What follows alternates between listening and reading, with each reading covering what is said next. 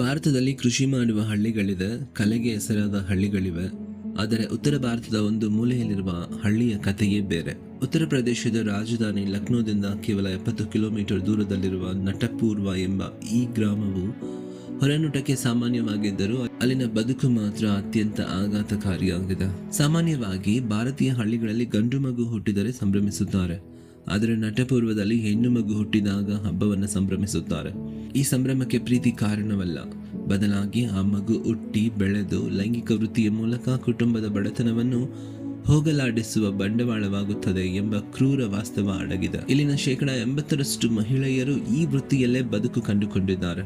ಈ ಗ್ರಾಮದಲ್ಲಿ ಒಂದು ವಿಚಿತ್ರ ನಿಯಮವಿದೆ.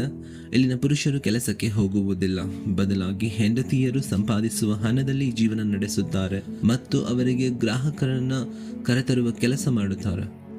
ಇದು ಇಂದು ನೆನೆಯದಲ್ಲ, ಸುಮಾರು 400 ವರ್ಷಗಳಿಂದ ಕಂಡು ಬಂದಿರುವ ಪದ್ಧತಿ. ಚಂದ್ರಲೇಖಾ ಎಂಬ ಮಹಿಳೆಯ ಜೀವನವೇ ಇದಕ್ಕೆ ದೊಡ್ಡ ಉದಾಹರಣೆ.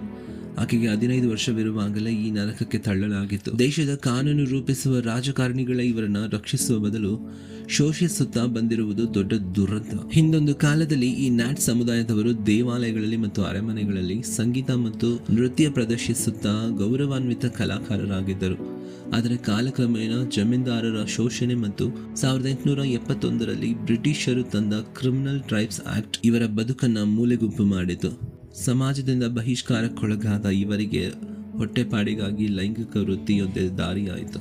ಇಂದಿನ ಆಧುನಿಕ ಯುಗದಲ್ಲೂ ಈ ಹಳ್ಳಿಯ ಮಕ್ಕಳಿಗೆ ಸರಿಯಾದ ಶಿಕ್ಷಣ ಸಿಗುತ್ತಿಲ್ಲ.